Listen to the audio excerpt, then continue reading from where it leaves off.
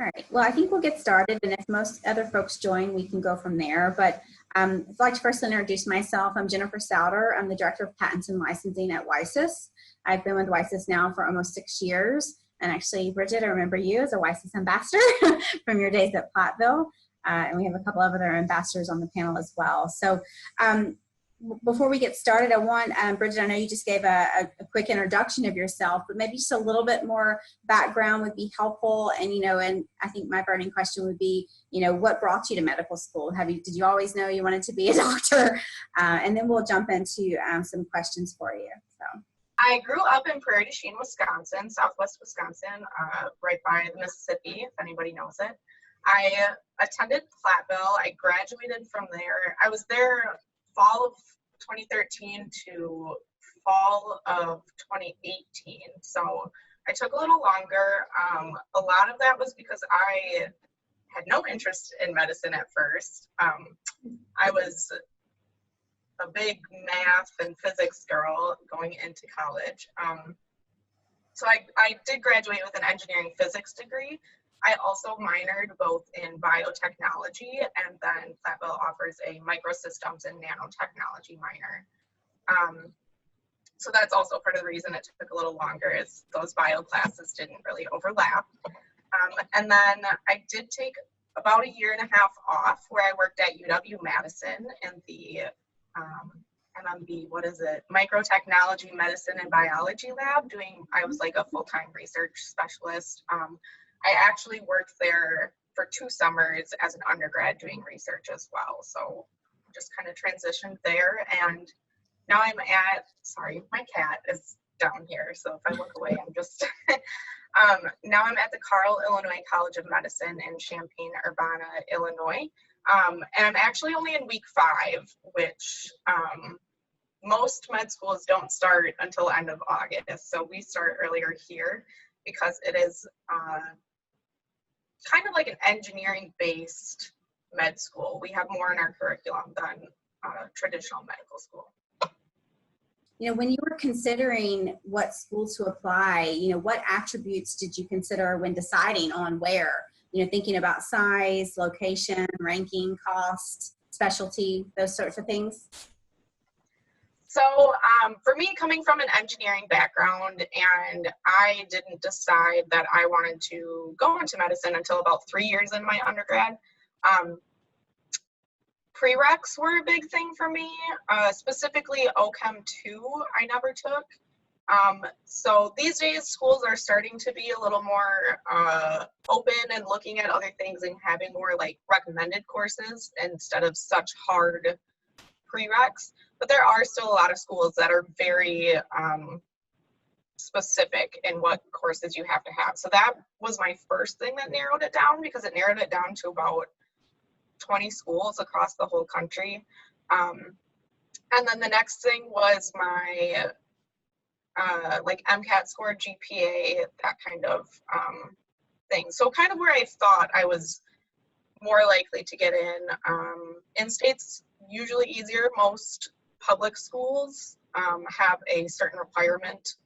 I think Madison is like almost half of their students have to be in-state because they get state funding, that kind of thing, for their program. So for me, it was more where I could get in, because it is expensive to apply, and it does cost per school that you apply to. So Bridget, when you were thinking about that, who did you consult with for guidance? Like, who helped you, think about grad school? Who should our students that are here today be thinking about talking to get more advice? So most schools have a pre-med advisor. So that's a good first step. I was very lucky. My advisor at UW-Platteville in the engineering department was really great, and he kind of made calls around as well. And then I just talked to other students that were interested. A lot of campuses have a pre-health, and that's not always just med school either. That can be OT people, whoever's interested in health care field. So asking around with that, and then a lot of time on the internet. Obviously my closer friend group was all engineering and all going into industry and that kind of thing. So I did have to do a lot of self-guided research, but a great place to start would be like a pre-health advisor on campus. Hmm. That's it. So did you, when you were thinking about, did you ever shadow anybody to kind of get a better feel for what it looks like? I mean, I guess in the medical field it's a little different. You can't shadow doctors day to day, but did you kind of speak with folks about it? Yeah, so traditionally, well, actually, so my mom works at the hospital in my hometown. I'm a first-gen college student, so she does payroll, but it's a small hospital, so she knows everybody. So I did ask a few questions of like doctors there, even like your primary care physician. If you happen to go to the doctor and you're interested in it, bring it up, because a lot of times they're more than happy to talk about it, right? I mean, primary care physicians are people. That's why they got into that field. So they're usually really happy to talk about it and help. Shadowing is a really big thing for most schools. I actually had no shadowing. Well, I had about 4 hours. One day I took a half day off from work during my gap year and went and shadowed oncologist that I worked with in research. But I did most of my kind of patient interaction was I volunteered with hospice. So that wasn't really medical experience, but it does, just finding things like that also show that you're interested in caring for people. That's great. And we've got a couple of questions coming in related to this. So I'll go ahead and ask them. One of the questions was, when do you start applying to medical school? And I think this kind of goes to my next question as well, as, what's the timeline for the application process? And maybe you can cover those aspects. So the applications, your primary application, it opens, I think it was like in May, the year before you would want to start. So I did this last summer, summer 2019, in order to apply for starting in summer or fall of 2020, depending on the school. It opens in May. You can start writing a personal statement sooner, which I encourage you to do because I did not do, and it gets very overwhelming. You have a primary application, and that's the same every year. You write your personal statement. It's kind of what I wrote about bartending. Some people wrote about like playing instruments. It's kind of a free-for-all. And then after that, schools will send you a secondary application. That depends it depends how soon you apply. They kind of screen you, make sure you meet their minimum requirements. Then they send secondary applications. Usually those are due anywhere July, August, but a lot of it's rolling. So the sooner you get them returned, and they say try to return them within 2 weeks. And those can be, I've had some like Madison's had like one optional, you want to write it, essay. And then I had some that I had to write like 6 essays for. It was crazy. So it's a lot of work when they start coming in. So the sooner you get it done, the sooner and more you can space it out too. Yeah, thanks. That's helpful. And, another kind of question is around, how do you prepare for your graduate school exam, LSAT, MCAT, so on. And then one of the questions from some of the attendees was, is it common for most students to take a gap year between college and medical school to help study for the MCAT, for example? So gap years are becoming more and more common. Schools are also starting to look for more and more experience. And that's not just med school. My best friend's at Milwaukee going in OT school. And so she also took a gap year. It's just, they want you to have more experience is the big thing. And you can't really get that when you're in your undergrad. You almost have to, take a year off and work full time. You don't have to, but it can make a big difference. I wasn't sure what my plan was. I took my MCAT, it was during my finals week, which I don't recommend. I recommend trying to schedule it. A lot of people will try to study over like winter break. I did it then because I wanted to be able to study and take it again if I was going to reapply. So I actually took mine before my gap year started. They last 3 years. I believe that's still the case. So if you are going to take a gap year and you think that you can study and do well and not want to take an extra 6 months, take it again before the application time, then I would suggest, do it during a gap time.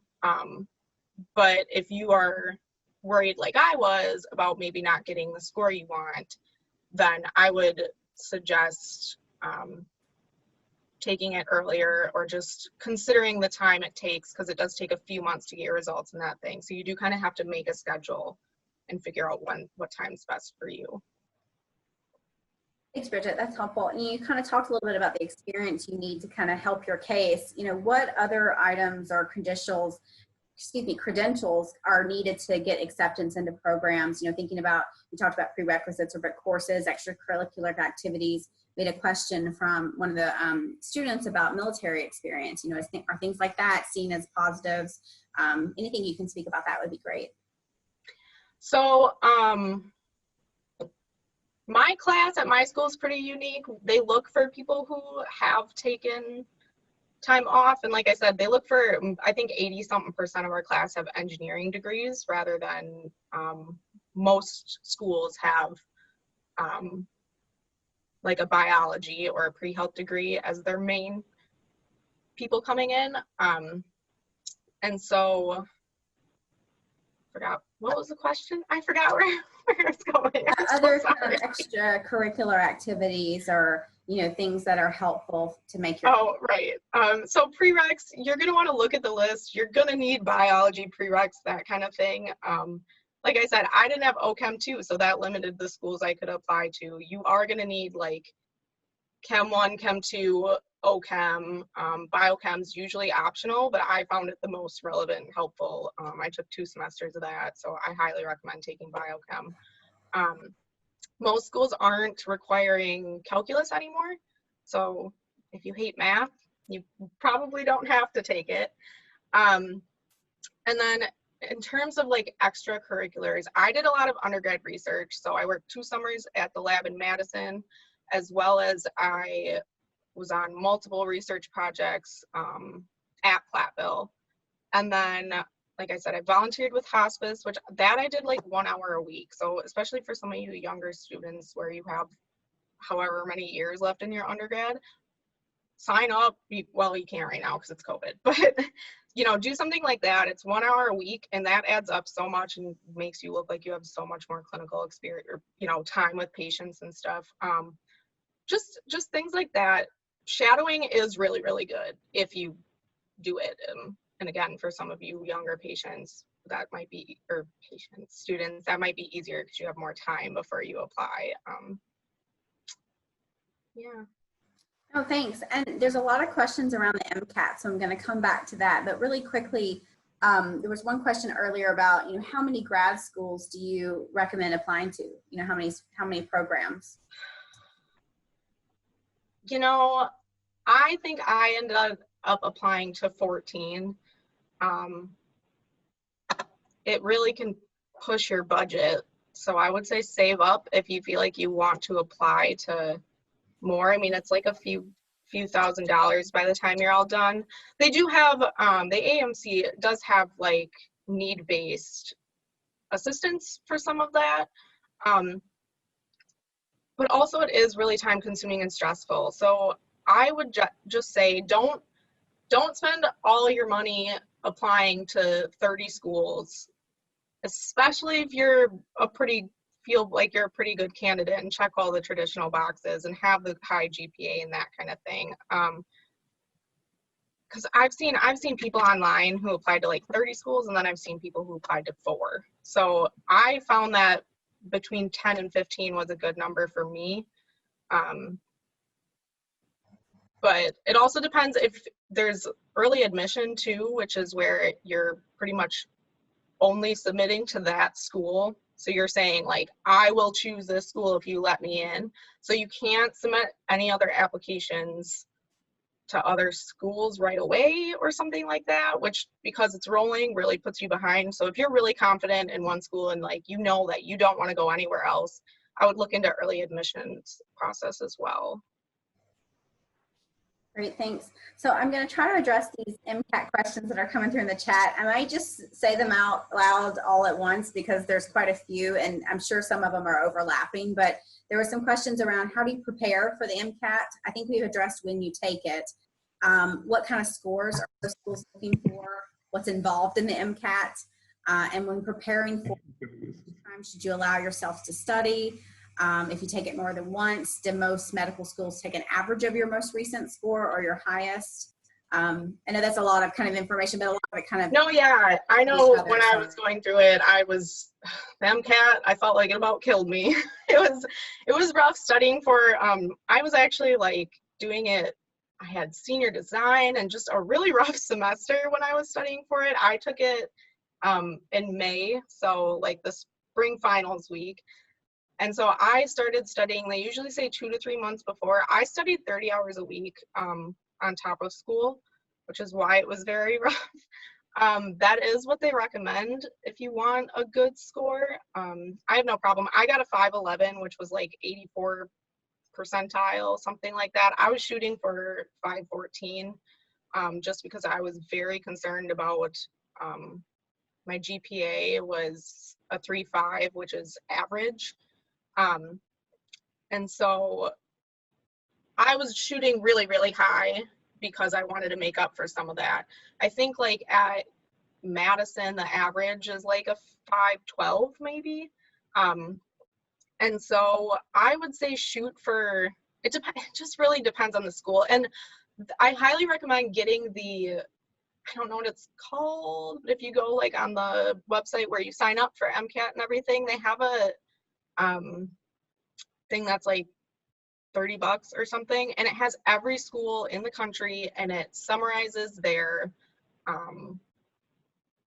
stats from last year about who they let in, what their average accepted and matriculated MCAT score, GPA, all that kind of stuff. It lists their prereqs and all that. So I highly recommend that. That was the most worthwhile thing I spent money on. And then prep-wise, it can be expensive. I personally used a Kaplan course. I found the course really helpful, but I would not have been able to afford it on my own. So if you can't, don't feel bad. I would say most people can't. The books themselves were good. I still keep them. They have some really good, like quick stuff. Khan Academy, I think, has some like free study stuff. I'm trying to think all the subjects that are on it. There's OChem, there's biochem, there's anatomy, physics. I think my stack of books are back there. There's psychology and sociology. It's listed on their site, a pretty good breakdown, but I do recommend the books. They're not cheap, but cheaper than the course. And like I said, I spent about 30 hours a week, so I did make a whole separate study schedule every single week that I pretty much lived on campus because I'm not good at studying from home, which is now my life. But there are resources. Look around. The MCAT books are the cheapest, best, I would say. Great. Thanks, Bridget. That's really helpful. And certainly if we didn't address someone's question, we can open that up to the floor at the end. Just want to touch on one more topic from this area. In terms of letters of recommendation, what types of variety of sources are needed for that, or what would you suggest? They make everything so difficult because every school is different. You pretty much need one. I would say you for sure are going to want one from a science-based faculty member. Sometimes you have to have an advisor one, and that can't be the same as your science-based. I had a few that needed a non-hard science base, so I think I went with like my intro to politics. I took a couple classes with the same professor, and he wrote a letter for me. And then I had one that needed a couple that needed a non-academic. So I worked all through my undergrad, so I had many employers who were willing to write letters for me for that. But it's mostly faculty. I also had research. If you do research, which I highly recommend, that was always something I was trying to encourage people to do even in my undergrad, a research member as well. And then if you do take a year off and you work somewhere, or if you just take a year, but if you do work somewhere or something like that, you would probably want a letter of rec from your employer. Great. And then one kind of final questions come through in the chat about, can you talk anything about the finances for med school and what that looks like? Obviously, it differs for different programs, but any, insights you can share along those lines would be helpful.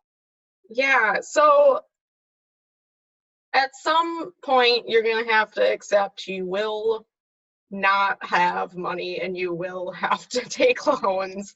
I would say that's true for most people. It is nice if you're, I think everybody's here from the UW system. Nobody's from Madison. Obviously, tuition at those schools tend to be a lot cheaper than at Madison. So that is nice, coming out with a little less debt than if you went to a really more expensive undergrad. I know at a lot of schools will offer scholarships. It all depends on the school. Private schools cost more, but they also tend to have bigger scholarships. It's kind of like when you looked at undergrad, that's what I found too. The private schools had way double the tuition, but then they're like, oh, you had this ACT, you get an automatic this much money and that kind of thing. I didn't really apply to too much scholarships. A lot of the schools you're just automatically considered. I received a scholarship that basically brought it down to in-state, the same price as in-state tuition at Illinois. So I would say don't not apply out of state just for that reason. Because those schools might offer you a scholarship. And I think I found that out before I had to commit to a school. Thanks, Bridget. So kind of moving away from admissions, and we can come back to if anyone has questions, but, in general, obviously you're just started, you're 5 weeks in, what are some tips that you have, and I'd say too, COVID makes it very different, but what are some tips that you would have to make medical school a little easier when you're there? Have you found a way that's the best way to study the material, in your first 5 weeks, I suppose? Yeah, so Carl's unique in that our first 6 weeks, we have this course called Foundations, and it's just kind of a whirlwind. It's a lot different. And then after that, we'll go into our block courses. So after next week, I will spend 6 weeks doing just cardiovascular system. And that's how most schools are, I think, too. So that's a little different than what I'm doing now, but I have spoken to upperclassmen and stuff. It's really important to try to come in, if you have time before you get to school, try to get your sleep schedule so that you're being productive at whatever time of day you want, that kind of thing.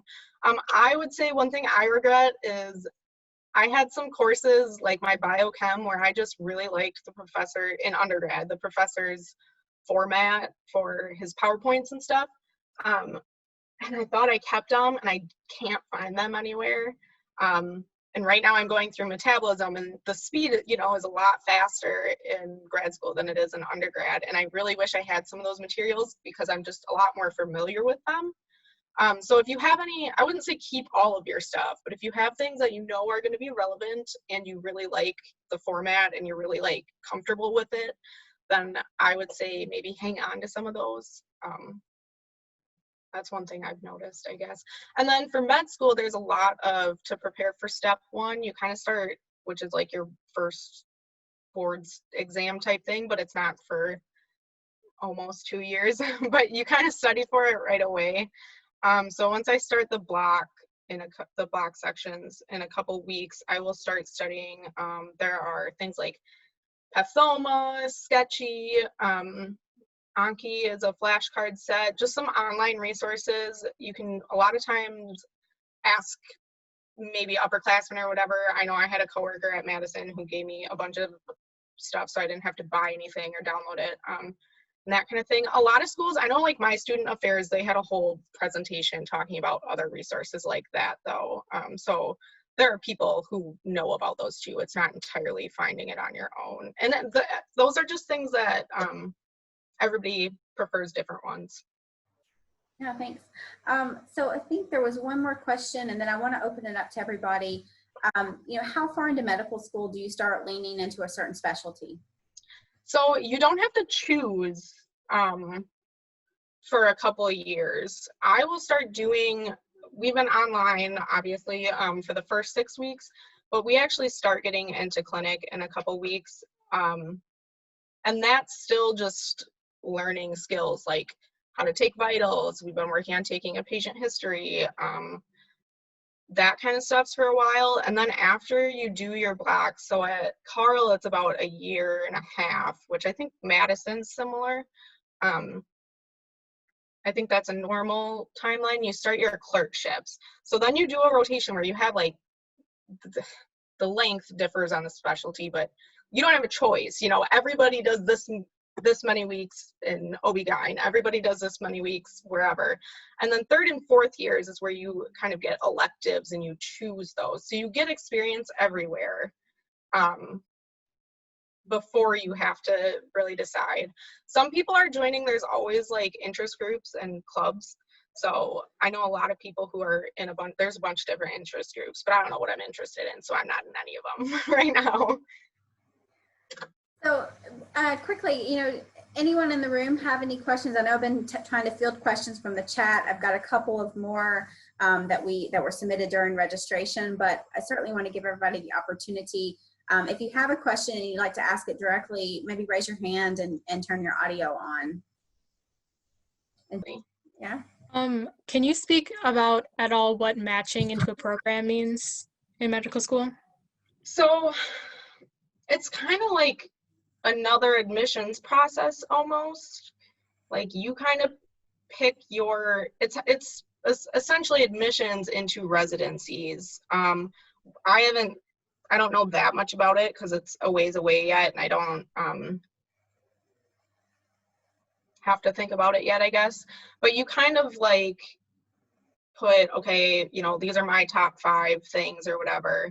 And then match day is like where you find out if they also chose you. So like if your number 1 doesn't choose you, you don't get to go there, but number 2 chooses you, you do. So that's all I can really say on it. The requirements, it's by, you know, specialty. Different specialties want you to have higher grades, that kind of thing. A lot of schools are pass fail and just kind of have like an honor levels and stuff now. And then also your step 1 and 2 scores. But I actually think my class might be the first one to have a pass fail step 1. So it will be interesting to see how that changes. Thank you. Another question that came in is around the interview. Did it feel stressful? Did the admission committee ask you a lot of your research? So for Carl, they have a really unique process.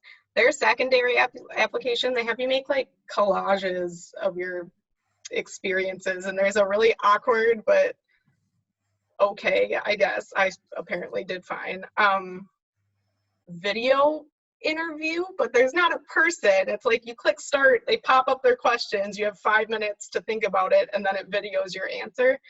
So we meet the admissions person here, and she's a PhD student in medical education and admissions, and so that whole process is to try to eliminate biases and that kind of thing.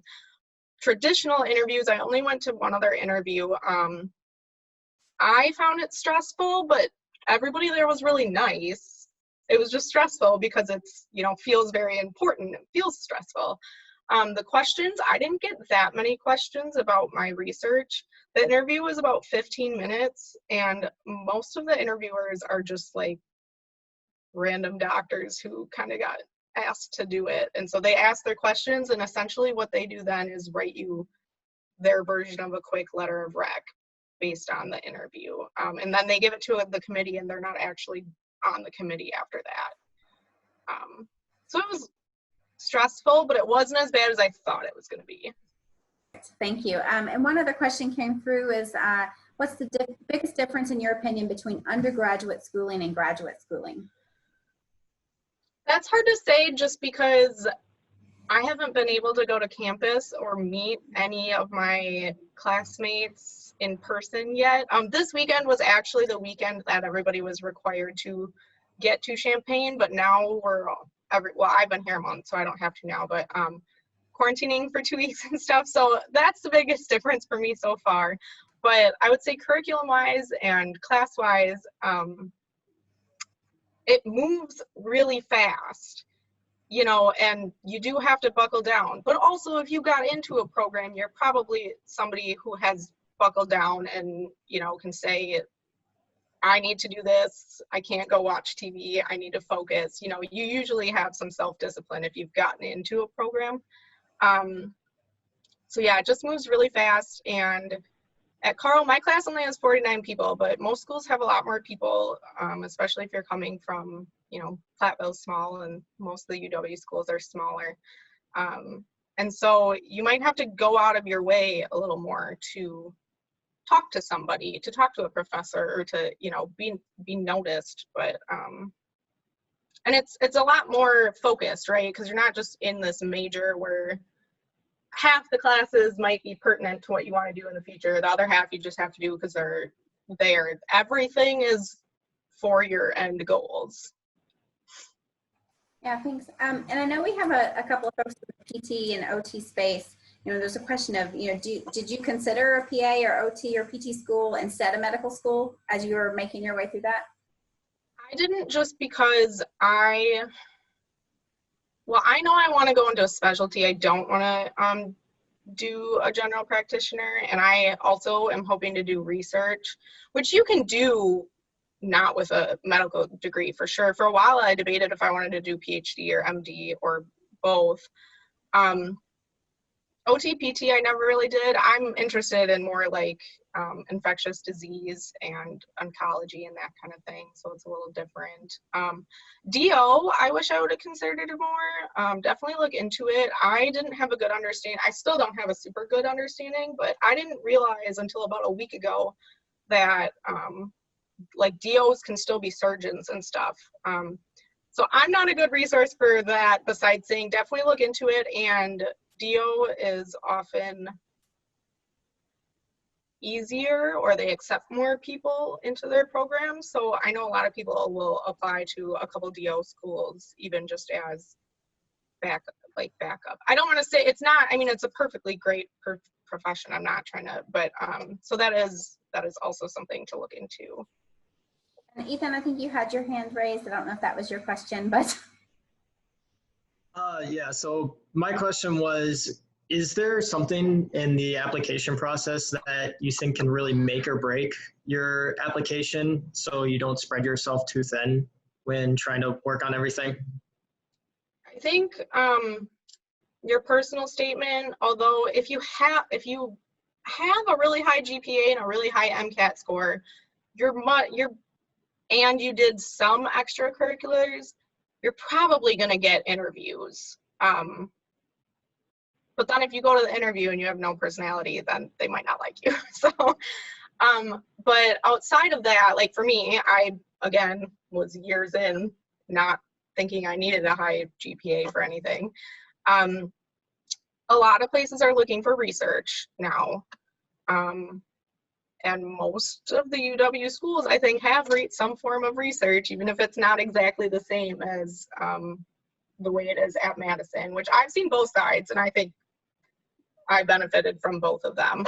And otherwise, like shadowing or patient care, a lot of people will get their CNA and work as a CNA. That can be really helpful. I just didn't go that route, but or EMT. I know a lot of people who will be EMTs. So if you can get into something with patient care, I would say that definitely helps. Great. So we just have a few more minutes. I wanted to just ask, there's one more question that came. You debated between MD, PhD, or both. Why'd you decide on MD? 1 minute. So MD, PhD programs are really, really, really hard to get in. You have to have super high GPA and MCAT for that, because it's paid for though. So if you're thinking about it and you have the stats, apply for it. Because you get funding like you do when you're in a PhD program in the sciences for all medical years as well. And then I ended up going MD because the more research I did, the more I felt drawn to the medical side. And with my work at Madison, I worked on a clinical study. I didn't see patients, but I worked with radiologists primarily. It was a prostate cancer project. And I just kept finding myself drawn more and more to that. And I couldn't see myself sitting in a lab doing lab work the way that I thought I could. Whereas with an MD, you can still run a lab.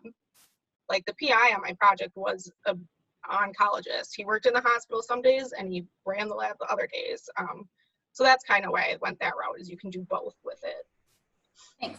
And Mohan, I see you have your hand raised. We've just got maybe 2 minutes left, so I'll let you ask a question if you have one. Yeah, thank you. So, it seems like you still think the GPA and the MCAT is the most important things when you apply the medical school. Is that right? I don't think it's most important. Don't let it discourage you if you already don't have that, or if you can't get that.